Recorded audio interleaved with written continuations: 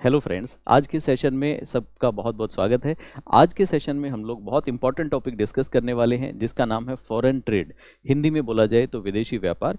इसी टॉपिक को हम लोग इंटरनेशनल ट्रेड या अंतर्राष्ट्रीय व्यापार के नाम से भी जानते हैं। सबसे पहले मैं आपको इस टॉपिक की एक रूपरेखा बता देता हूं कि ये टॉपिक किस तरह से हम लोग पढ़ेंगे, क्या क्या चीज़ इसमें कवर करेंगे और फिर हम एक एक करके आगे की स्टडी शुरू करते हैं। देखिए, इसी टॉपिक को पढ़ते समय हम लोग सबसे पहले ये सीखेंगे कि व्यापार या ट्रेड क्या होता है। फिर हम लोग ये पढ़ने की कोशिश करेंगे कि व्यापार या ट्रेड के प्रकार कितने होते हैं। उन प्रकारों में से हम लोग फोकस करेंगे हमारे वाले पोर्शन पे जिसको हम विदेश व्यापार या अंतर्राष्ट्रीय व्यापार बोलते हैं। तो ये विदेशी व्यापार क्या होता है। विदेशी व्यापार जब हम लोग पढ़ेंगे तो इसमें हम लोग पढ़ लेंगे कि विदेशी व्यापार के लक्षण क्या होते हैं, मतलब इसकी पहचान क्या होती है। तो मैं यहाँ पे लिख देता हूँ लक्षण। हम पढ़ लेंगे कि विदेशी व्यापार के डेफिनेटली कोई ना कोई फ़ायदे ज़रूर होते होंगे देश को। तो हमारे देश को या अर्थव्यवस्था को इसके फ़ायदे क्या होते हैं। हम लोग साथ ही पढ़ लेंगे कि अर्थव्यवस्था को क्या इसके कुछ नुकसान होते हैं क्या। तो इसको नुकसान नाम देना तो इतना उचित नहीं होगा, तो हम लोग नाम दे देते हैं कि जब हम लोग अंतर्राष्ट्रीय व्यापार को बढ़ावा देते हैं तो उससे देश को कुछ चुनौतियों का सामना करना पड़ता है क्या। उसके बाद जब हम ये पढ़ रहे होंगे तो इसी समय हम लोग पढ़ लेंगे कि विदेशी व्यापार के संबंध में भारत की वर्तमान में स्थिति क्या है, इंडिया की पोजीशन क्या है। हम लोग पढ़ लेंगे कि विदेशी व्यापार के संबंध में भारत की पॉलिसी या नीति क्या है, जिसे विदेश व्यापार नीति बोलते हैं। हम लोग पढ़ लेंगे कि विदेशी व्यापार के घटक कौन कौन से होते हैं, कंपोनेंट कौन कौन से हैं इसके। हम लोग पढ़ लेंगे कि इस विदेश व्यापार के संबंध में घाटा क्या होता है। हम लोग इसी संबंध में आगे पढ़ेंगे कि भुगतान संतुलन या बैलेंस ऑफ पेमेंट क्या होता है। ये पढ़ते पढ़ते हम लोग जब आगे चलेंगे तो इसी में हम आगे चर्चाएं करेंगे कि विदेशी निवेश क्या क्या होता है, फॉरेन इन्वेस्टमेंट कैसे होता है। हम लोग पढ़ेंगे कि विदेशी निवेश भारत में कैसे आता है, कौन कौन से उसके मार्ग हैं। हम लोग पढ़ेंगे कि आयात और निर्यात के संबंध में भारत के साथ कौन कौन देश साझेदार हैं, कौन कौन सी वस्तुएं हमारे यहाँ से आयात निर्यात होती है। हम लोग ये पढ़ेंगे कि विदेशी मुद्रा के संबंध में जो सिद्धांत है वो क्या है, विदेशी मुद्रा का विनिमय या फॉरेन एक्सचेंज कैसे होता है, भारत में एक्सचेंज का नियामक कौन है। इसके साथ साथ ये सारी बातें करते हुए हम लोग ये पढ़ेंगे कि भारत में शेयर बाजार में जो निवेश होता है विदेशों से वो कैसे होता है, वस्तु बाजार में कैसे निवेश होता है, विदेशी व्यापार से भारत को क्या फ़ायदे हैं, विदेशी निवेश से भारत को क्या फ़ायदे हैं। इसके साथ साथ हम हमेशा ये देखते हैं कि विनिमय दर या फॉरेन एक्सचेंज रेट के आधार पे देश की अर्थव्यवस्था को कमज़ोर या मजबूत बोला जाता है। जैसे बार बार आप देखते हैं अखबारों में चिंता जताई जाती है कि भारत में जो डॉलर का रेट है बहुत मजबूत होता जा रहा है, रुपया गिरता जा रहा है। तो उस कॉन्सेप्ट को हम लोग समझेंगे कि रुपया बढ़ना रुपया गिरना होता क्या है, इससे फ़ायदे नुकसान क्या है, अखबार जो हमें पिक्चर दिखाता है क्या वो वास्तविक पिक्चर है क्या। क्योंकि ऐसे कॉन्फ्लिक्ट आप देखेंगे, ऐसे विरोधाभासी विचार देखेंगे। एक तरफ न्यूज़पेपर ये कहता है, पॉलिटिकल पार्टीज जो अपोजिशन में बैठी हैं वो कहती है कि रुपया कमज़ोर होता जा रहा है, रुपया कमज़ोर होता जा रहा है। बीच में पढ़ते पढ़ते मैं आपको बताऊंगा कि जानबूझ के भी देश की सरकार, जो अभी सत्तारूढ़ सरकार है, वो रुपए की वैल्यू को डाउन करती है, मतलब रुपया गिरना बुरा मानते हैं और वहीं पे सरकार रुपए को गिरा भी रही है। तो ये क्या फंडामेंटल है, ये क्यों किया जा रहा है ऐसा, रुपया कमज़ोर हो रहा है तो सरकार बहुत ज़्यादा प्रयास क्यों नहीं कर रही है। तो वो सारी चीज़ें हम लोग पढ़ेंगे। इसके साथ साथ हम कुछ टेक्निकल टर्म्स हैं जैसे कि नीर है, NWR, RER रेयर है, RWR रीर है, इस तरह के बहुत सारे मुद्दे हैं, वो सब हम इस टॉपिक के अंदर कवर करेंगे और उससे फिर हम लोग फाइनली कंक्लूजन पे पहुंचेंगे कि विदेशी व्यापार की पूर्ण स्थिति भारत में क्या है। तो ये सारा हमारा एरिया है। अब एक एक करके इसको शुरू करते हैं। तो शुरू जब किसी टॉपिक को करते हैं तो सबसे पहले हमारे जो बेसिक्स हैं, हमारे जो फंडामेंटल्स हैं वो क्लियर होने चाहिए। तो आइए फंडामेंटल से ही स्टार्ट करते हैं। आप सभी लोग एक वर्ड सुनते आए हमेशा, अर्थव्यवस्था। अर्थव्यवस्था जो शब्द है वो बहुत वाइड शब्द है, बहुत सारी चीज़ें इसमें कवर्ड होती है। लेकिन फिलहाल क्योंकि मैं आपको बेसिक टॉपिक नहीं पढ़ा रहा, सिर्फ जानकारी दे रहा हूँ, तो बेसिक बात इसके बारे में हम सीखते हैं। अर्थव्यवस्था से मतलब होता है कि किसी भी देश में बहुत सारे आर्थिक घटनाक्रम सारे दिन होते रहते हैं। आर्थिक घटनाक्रम से मतलब है रुपए पैसे का लेन देन, कहीं पे इन्वेस्टमेंट हो रहा है, कहीं पे वस्तुएं आ रही हैं, सेवाएं जा रही हैं, बहुत सारी चीज़ें होती रहती हैं। जब आर्थिक लेन देन होते हैं तो उन आर्थिक लेन देनों को ठीक से करने के लिए कोई ना कोई नियम नीति सरकार बनाती होगी। हर देश में उस देश की आर्थिक घटनाएं किस तरह से संचालित होंगी, उनके लिए सरकार जो भी व्यवस्था बनाती है वो व्यवस्था ही उस देश की अर्थव्यवस्था कहलाती है।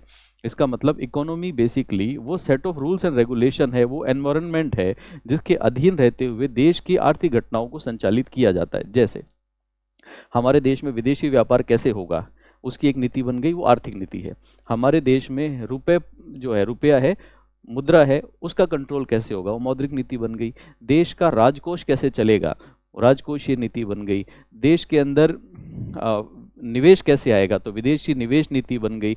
तो इस तरह से ये जो सारी पॉलिसीज़ हैं यही मिलके देश की अर्थव्यवस्था को संचालित करती हैं, या यही देश की अर्थव्यवस्था है। जब हम अर्थव्यवस्था पढ़ते हैं तो अर्थव्यवस्था को हम लोग कई तरह से बांटते हैं। जैसे कि हम लोग बांटते हैं संसाधनों पे नियंत्रण के हिसाब से, हम लोग बांटते हैं अर्थव्यवस्था को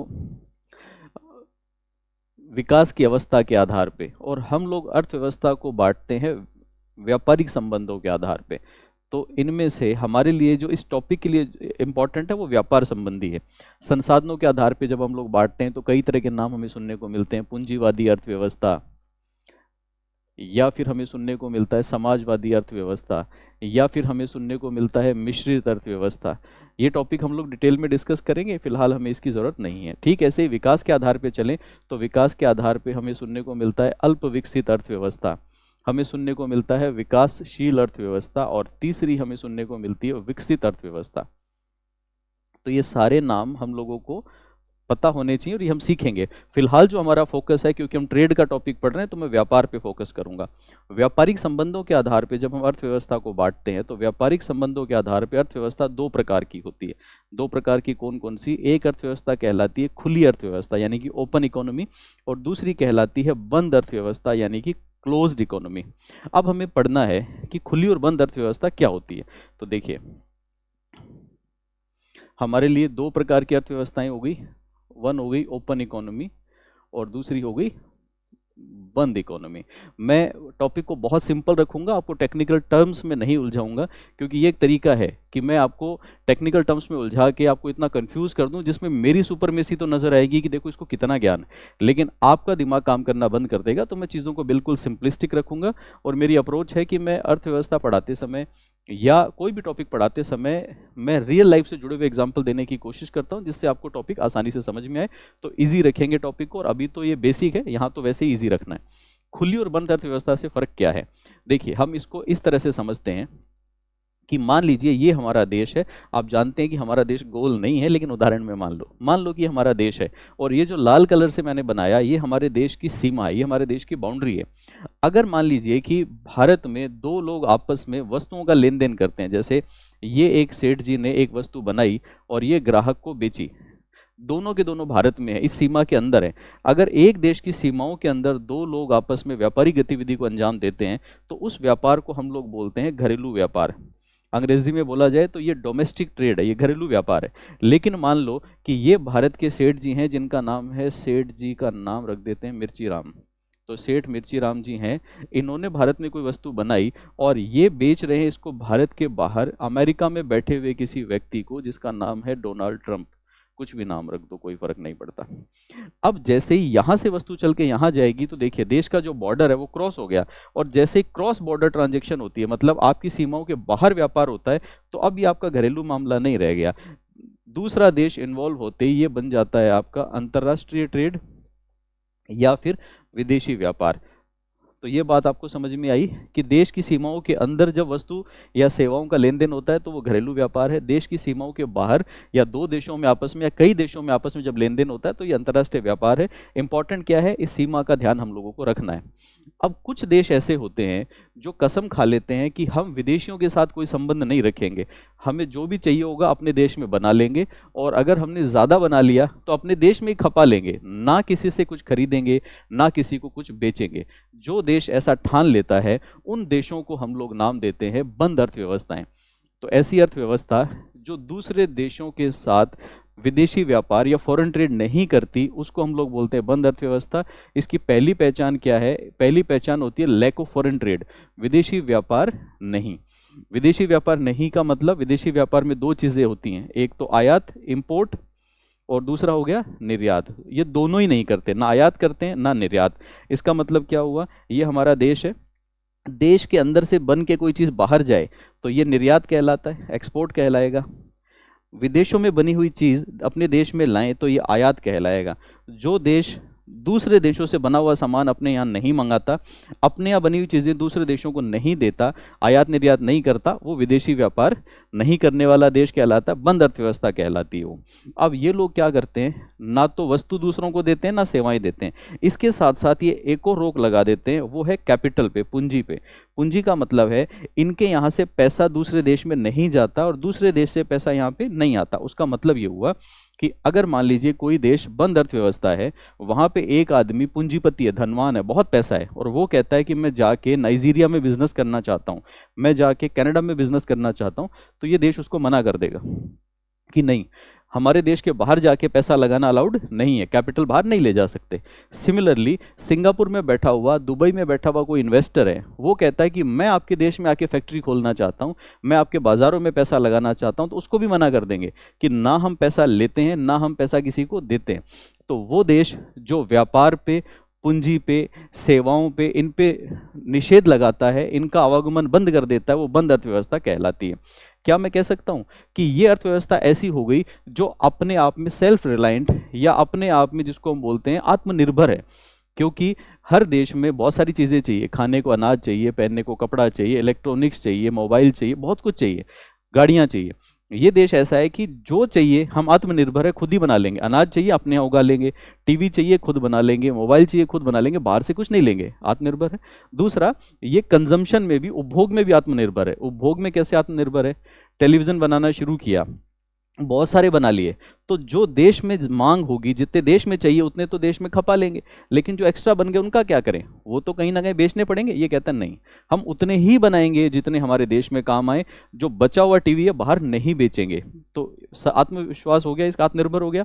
पैसे में भी आत्मनिर्भर है, देश में नई फैक्ट्री खोलने के लिए पैसा चाहिए तो विदेशियों के आगे हाथ नहीं फैलाएंगे, अपने देश में ही ले लेंगे, देश के लोग ही पैसा लगाएंगे, और अगर हमारे पास ज़्यादा पैसा होगा तो अपने देश में ही खपाएंगे, बाहर नहीं भेजेंगे। ये कहलाती है आपकी बंद अर्थव्यवस्था। दूसरी तरफ है खुली अर्थव्यवस्था, ओपन इकोनॉमी। ओपन इकोनॉमी क्या होती है, ओपन इकोनॉमी में क्रॉस बॉर्डर ट्रांजैक्शन में वस्तुओं का आयात निर्यात अलाउड होता है। इसका मतलब हम दूसरे देशों से वस्तुएं मंगाते भी हैं और उनको वस्तुएं भेजते भी हैं, आयात भी होता है निर्यात भी होता है। ठीक ऐसे जो सेवाएं हैं, सर्विसेज हैं, सर्विसेज का भी आयात भी होगा और निर्यात भी होगा। इसके साथ साथ ये लोग पूंजी का आयात निर्यात भी अलाउ करते हैं। आयात निर्यात से मतलब है पूंजी का निवेश भी ये लोग अलाउ करते हैं। तो ये दोनों एक दूसरे की अपोजिट हैं। अब सवाल पैदा होता है कि हमारा देश, भारत, इसमें से कौन सा है। देखिए, हमारा देश स्टार्टिंग से ही, इवन मैं कहता हूं कि ऐतिहासिक काल में झांक के देखें तो ऐतिहासिक काल से ही हमारा भारत हमेशा से खुली अर्थव्यवस्था रहा है। इनिशियली क्यों रहा है, आपने पुराने बहुत ऐसे किस्से कहानियाँ सुनी होंगी, और किस्से कहानियाँ नहीं, आपने हिस्ट्री पढ़ते समय भी सुना होगा कि विदेश से बहुत सारे व्यापारी आते थे जो यहाँ पे मलमल का कपड़ा बेचने आते थे, वहाँ से वो कोई नक्काशी की चीज़ें बेचने आते थे, वहाँ से आते थे, तो वहाँ से आते समय कोई वो हीरे जवाहरात की बनी हुई चीज़ें लाते थे, ऐसा सुना है आपने। अगर वो लोग यहाँ पे अपना माल बेचने आते थे, इसका मतलब भारत ऐतिहासिक काल में भी आयात करता रहा है, इंपोर्ट तब भी होता है। उस समय भी आपने सुना होगा कि अंग्रेज भारत से काली मिर्च, मसाले, चाय पत्ती, ये सब चीज़ें भारत के बाहर बेच रहे थे। अगर वो सब चीज़ें बेच रहे थे, कैरोसिन वगैरह सब कुछ जा रहा था यहाँ से, अगर वो चीज़ें बेच रहे थे तो डेफिनेटली निर्यात भी हो रहा था। इसका मतलब है इंडिया आज़ादी से पहले नहीं, मैं कहता हूँ कि बहुत पुराने ऐतिहासिक काल से ही आयात निर्यात में इन्वॉल्व रहा है, ओपन इकोनॉमी रही है। हाँ, कुछ प्रतिबंध जरूर थे, आज जैसी स्थिति नहीं थी, लेकिन धीरे धीरे समय आगे बढ़ता है। जब समय आगे बढ़ा और अंग्रेज़ों ने, हमने एक, और उस समय पूंजी में निवेश अलाउड था क्या, डेफिनेटली उस समय भी भारत आज़ादी से पहले निवेश भी अलाउ करता था। अगर हम लोग विदेशियों को भारत में निवेश करना अलाउ नहीं करते तो अंग्रेज़ भारत में आता ही कैसे। हमने विदेशियों को अलाउ किया तो अंग्रेज़ भारत में आया, अंग्रेज़ ने आके यहाँ पे पैसे लगाए, यहाँ पे अपनी कंपनी स्टार्ट की, ईस्ट इंडिया कंपनी बनी, और धीरे धीरे उस ईस्ट इंडिया कंपनी ने भारत को कब्जा लिया, अपनी कॉलोनी बना लिया। तो इसका मतलब है विदेशी निवेश भी अलाउड था। ये तो पुराने सिम्टम है। अब जैसे ही अंग्रेज यहाँ से छोड़ के गया, तो अब हमारे देश के नेताओं को ये भारी चिंता सताने लगी कि ये क्या हो गया देश के साथ में। एक विदेशी को बुलाया था व्यापार करने के लिए, कब्जा करके बैठ गया। अब देश के नेता, देश की जनता अंदर से डरी हुई है कि बड़ी मुश्किल से 200 साल बाद एक आदमी से आज़ादी मिली है हमें, विदेशी से, अब हम दूसरे विदेशी को आके यहाँ पे व्यापार करने नहीं देंगे। तो आज़ादी के जस्ट बाद में भारत ने कड़ा रुख अपनाया और विदेशी व्यापार वगैरह पे, या मैं कहूँ कि ये जो विदेशी निवेश है उस पे प्रतिबंध लगाने वाला रुख अपना लिया, कड़ी पॉलिसी अपना ली। अब भारत में नाम मात्र का निवेश अलाउड होता था, ना के बराबर मानो, विदेशी निवेश पे कड़े प्रतिबंध थे। अब क्या विदेशी व्यापार भी हमने पूरी तरह से बंद कर दिया? देखिए, विदेशी व्यापार तो अपने आप बंद हो गया, क्योंकि अंग्रेजों ने भारत को इस कदर चूस लिया था, इस कदर भारत की दरिद्रता ला दी थी कि निर्यात करने के लिए हमारे पास बहुत कुछ बचा नहीं था। इंडस्ट्रीज हमारे पास बड़ी बड़ी थी नहीं, खाद्यान्न के अंदर हम कंगाल हो चुके थे, देश के लोगों को खाने पीने को पूरा नहीं मिल रहा था, तो हमारे पास निर्यात करने के लिए ना के बराबर सामग्री थी। अच्छी टेक्नोलॉजी की चीज़ें हमारे पास थी नहीं। अब सोचो, क्या वो ज़माना था ऐसा कि हम यहाँ से कुछ बना के अमेरिका को बेचेंगे? सवाल ही पैदा नहीं होता। दूसरी तरफ आयात करना हमारी मजबूरी है। लोगों को खाने के लिए अनाज नहीं है। भारत में दाल प्रमुखता से खाई जाती है, लोगों के खाने के लिए दाल नहीं है। भारत में हर खाना बनाने के लिए तेल यूज़ होता है। किसी भी रीजन में चले जाओ, सब्जियां बनाने के लिए तेल यूज़ होता है। भारत में तेल का उत्पादन पूरा नहीं हो रहा। देश में गाड़ी घोड़े तो बनने लग गए धीरे धीरे, लेकिन उनके लिए पेट्रोल डीजल नहीं है। कच्चा तेल भारत में होता ही नहीं है। सोने का मतलब नींद वाला सोना नहीं, स्वर्ण का, गोल्ड का हर भारतीय को शौक है, शान से पहनता है हर व्यक्ति, लेकिन भारत में सोना उतना नहीं है। तो इन सब चीज़ों के लिए आयात भारत में होता रहा, लेकिन निर्यात ना के बराबर हुआ, और विदेशी निवेश पे तो हमने प्रतिबंध ही लगा दिए। वो फाइनली हमने जाके 1990-91 के दशक में हम लोगों ने जब एलपीजी रिफॉर्म्स को अपनाया, तब जाके हम लोगों ने इकोनॉमी को ओपन किया। वो मैं किसी और टॉपिक में बाद में चर्चा करूंगा।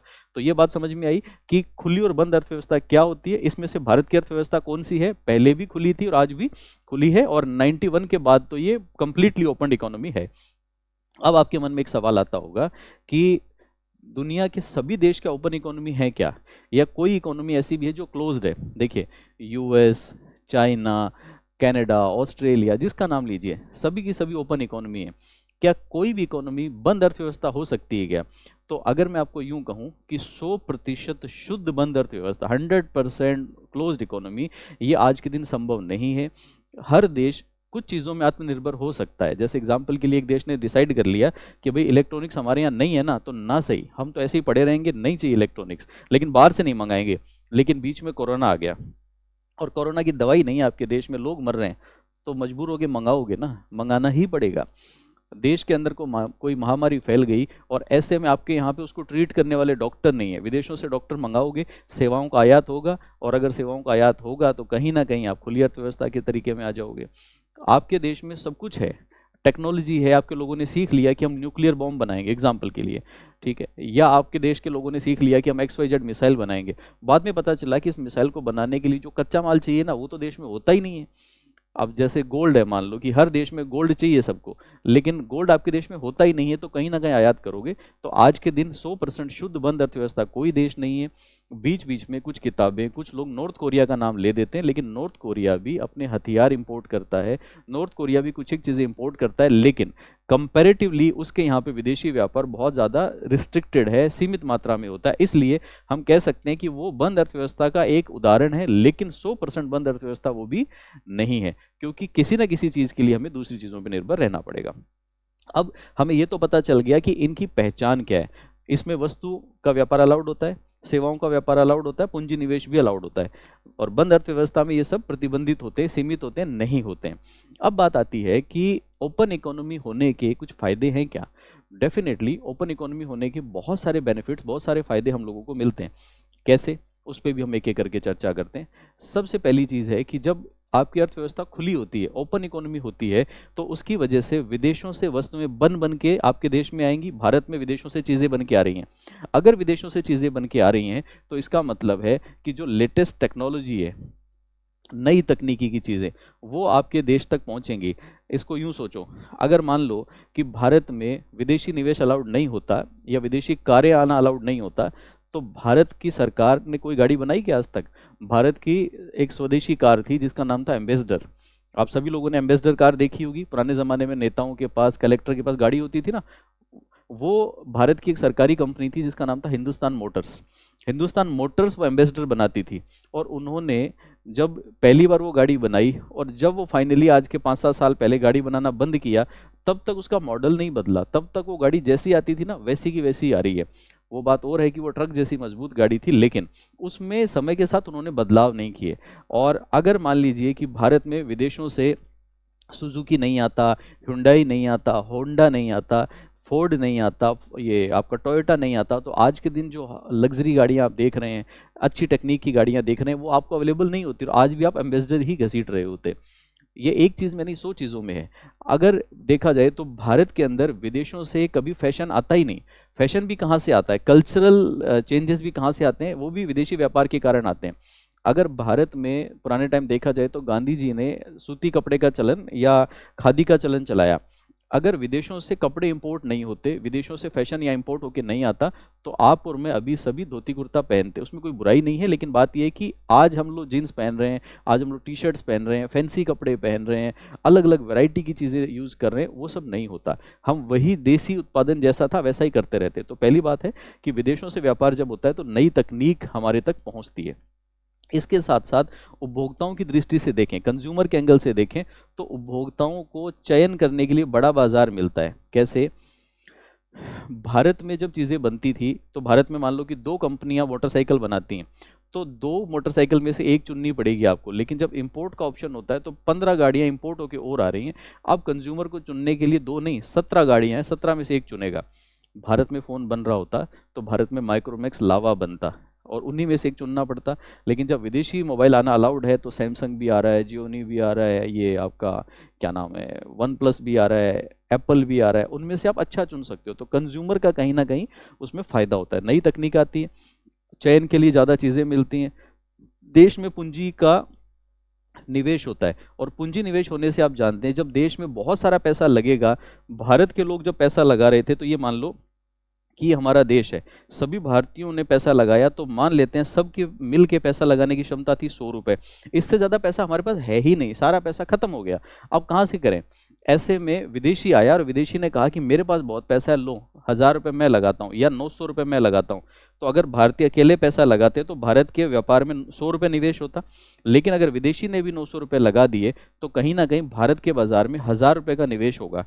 अगर 1000 रुपये का निवेश होगा तो बड़े बड़े व्यापार खुलेंगे, बड़ी बड़ी फैक्ट्रियां होंगी और उसकी वजह से लोगों को रोजगार मिलेगा, देश में इंफ्रास्ट्रक्चर डेवलपमेंट होगा, सरकार को ज़्यादा टैक्सेस मिलेंगे। तो इस तरह के बहुत सारे इसके बेनिफिट्स हम लोगों को मिलते हैं। लेकिन कोई भी चीज़ सिर्फ फायदों के साथ नहीं आती। मैंने यहाँ कंप्लीट लिस्ट नहीं गिनाई, आपको जस्ट उदाहरण दिए। कोई भी चीज़ सिर्फ फायदों के साथ नहीं आती, हर चीज़ के कुछ ना कुछ चुनौतियाँ या कुछ ना कुछ नुकसान होते हैं। अगर हम लोग ये देखें कि इकोनॉमी को खोल देने से नुकसान क्या होते हैं, तो इकोनॉमी को खोलने से होने वाले नुकसानों में सबसे पहला नुकसान होता है जो देश के घरेलू व्यापार हैं उनके ऊपर खतरा। घरेलू व्यापारों के ऊपर एक संकट पैदा हो जाता है। कैसे? अब एम्बेसडर इसका उदाहरण है। पहले भारत में हिंदुस्तान मोटर्स अकेला था, गाड़ी बना रहा था, तो मज़े से यहाँ पे वो गाड़ियाँ चल रही थी। लेकिन अचानक से विदेशी कंपनियाँ आ गई जो हाई टेक्नोलॉजी वाली गाड़ियाँ ला ला के यहाँ पे दे रही हैं, कॉम्पिटिटिवली कम प्राइस में गाड़ियाँ दे रही हैं। तो भारत की गाड़ी उसके सामने टिकेगी नहीं और उसको कोई खरीदेगा नहीं। समय के साथ में मजबूर होकर हमें वो कंपनी बंद करनी पड़ेगी और हिंदुस्तान मोटर्स बंद हो गया। एक नहीं, इसके हज़ारों एग्जाम्पल है, हज़ारों एग्जाम्पल। जैसे आप सब लोग अपने घरों में, अगर आपके घर में बच्चे हैं तो बच्चों के लिए जब आप खिलौने लाते हैं तो अगली बार जब आप खिलौना लाएं तो खिलौने के ऊपर पढ़िएगा कि वो बना कहाँ है। आज के दिन लगभग भारत का 100% खिलौना चाइना मेड आता है। क्यों? क्योंकि भारत में जो खिलौना बनाने वाले लोग थे वो खिलौना बनाते थे, महंगा पड़ता था। चाइना के अंदर लेबर सस्ती है, उनके अंदर टेक्नोलॉजी अलग है, जिसकी वजह से वो खिलौना आधी से भी कम दाम में बन के चाइना से आ जाता है यहाँ पे। ऐसे में खिलौना इंडस्ट्री पूरी तरह से खत्म हो गई, डिस्ट्रॉय हो गई। तो जब जब आयात होगा, आयात होने की वजह से डेफिनेटली देश में निवेश, विदेशी निवेश होगा तो डेफिनेटली देश में घरेलू उद्योगों के ऊपर संकट गहराएगा। इसके अलावा क्या होता है, विदेशी लोग जो हैं वो देश में यहाँ पे भला करने के लिए नहीं आते। विदेशी लोग यहाँ पे आते हैं और यहाँ से आके बहुत सारा पैसा अपने देशों को ले जाते हैं। तो जो विदेशी कंपनियां हैं वो यहाँ पे आके प्रोडक्ट बेचती हैं, देश का भला करने के लिए नहीं। उनका एक ही ऑब्जेक्टिव है कि यहाँ के लोगों को लूटो और यहाँ का सारा पैसा उठा के ले जाओ। तो आपके जो पतंजलि वाले बाबा रामदेव वो बार बार कहते रहते हैं ना, स्वदेशी अपनाओ स्वदेशी। क्यों अपनाओ स्वदेशी? इसी वजह से, क्योंकि स्वदेशी चीज़ कोई खरीदोगे तो उसको कमाने वाला व्यक्ति जिसने पैसे कमाए वो देश में वापस लगाएगा और यहीं के लोगों को रोजगार मिलेगा, यहीं के लोगों को आगे इनकम बढ़ेगी। लेकिन विदेशी ये पैसा कमा कमा के दूसरे देश को ले जा रहा है। इसके अलावा विदेशी लोग कभी भी ऐसी चीज़ें नहीं बनाते जो लंबे समय तक चले। ये लोग नॉर्मली ऐसी चीज़ें बनाते हैं जो जल्दी जल्दी काम आए, उपभोग वाली वस्तुएं बनाते हैं। कैसे? आपने देखा होगा कि बहुत कम विदेशी कंपनियां हैं जो, जैसे साबुन है, तो बहुत कम विदेशी कंपनी होंगी या होंगी नहीं जो भारत में आके साबुन बनाने की मशीन बनाए। क्योंकि अगर साबुन बनाने की मशीन आपने खरीद ली तो आप साबुन बनाओगे, वो मशीन 10 साल चलेगी, तब तक दूसरी मशीन बिकेगी नहीं। विदेशी साबुन बनाने की मशीन नहीं बनाएगा, वो साबुन बनाएगा कि इसको साबुन बेचो, 4 दिन नहाएगा, साबुन खत्म, दोबारा आएगा लेने के लिए। बिस्किट बनाना है, बिस्किट बनाने की मशीन नहीं देनी इनको, इनको बिस्किट बना के देना है कि बिस्किट खाएगा, एक पैकेट खाया, इसको दोबारा चाहिए। तो जो, जिसको हम एफएमसीजी बोलते हैं, फास्ट मूविंग कंज्यूमेबल गुड्स, यानी कि वो वस्तुएं जो उपभोग योग्य होती हैं, एक बार में कंज्यूम हो जाती हैं, खत्म हो जाती है और बार बार चाहिए, वो सब चीज़ें विदेशी बनाता है। उसके पीछे ऑब्जेक्टिव यही होता है कि भाई पैसे लूटो इनसे। इन सब के अलावा हमारे देश का जो कल्चर है, हमारी जो संस्कृति है, वो संस्कृति को भी नुकसान पहुंचाते हैं। क्योंकि मैंने अभी बताया कि हमारे यहाँ पे पुराने ज़माने में शॉर्ट ड्रेसेस का चलन नहीं था। विदेशियों ने वहाँ से फैशन के नाम पे लाला की चीज़ें यहाँ पे बेची, वो फैशन जब बाज़ार में दिखा तो लोगों ने पहनना शुरू किया। तो कल्चरल चेंजेस तो आए उसकी वजह से। आप और मैं पहले निक्कर नहीं पहनते थे, आप और मैं पहले जीन्स नहीं पहनते थे, लेकिन विदेशियों ने लाला के डाला यहाँ पे तो हमने पहनना शुरू किया। विदेशी अगर आके यहाँ पे महंगे मोबाइल नहीं बेचता तो शायद हम भारतीय बना हुआ सस्ता मोबाइल यूज़ कर रहे होते। लेकिन एक तरह से वो कहीं ना कहीं हमारे जो पूरा कल्चर है उसमें परिवर्तन ला देते हैं। कॉन्वेंट एजुकेशन आ गई, बहुत सारी चीज़ें, तो वो हमारे कल्चरल में भी, संस्कृति में भी परिवर्तन लाते हैं। इन सब के अलावा अगर देखा जाए तो विदेशी लोग जब भारत में आते हैं, इन सब चीज़ों के साथ साथ वो कुछ एक चीज़ों में और भी गड़बड़ करते हैं। जैसे नॉर्मली देखा गया है कि विदेशी लोग टैक्स में चोरी करते हैं। ऐसे बहुत सारे इंसिडेंट्स हैं जब विदेशी कंपनियां कम टैक्स देती हुई टैक्स में चोरी करती हुई पाई गई, तो वो टैक्स में भी नुकसान पहुंचाते हैं। और इसके साथ जब विदेशी निवेशक आता है बड़ा पैसा लेके, तो भारत की जो सरकार है उसको मजबूर करता है कि नीतियां हमारे हिसाब से बनाओ, पॉलिसी हमारे हिसाब से बनाओ। देश का भुगतान संतुलन है उसमें गड़बड़ियां कर देता है। तो ये सारी चीज़ें, तो इनको हम स्टेप बाय स्टेप आगे फिर से पढ़ेंगे। मैं उम्मीद करता हूँ कि आज का सेशन आपके लिए फ्रूटफुल रहा होगा। आज के सेशन में इतना ही, हम लोग मिलते हैं अगली क्लास में। तब तक के लिए keep learning, keep revising. Thanks a lot.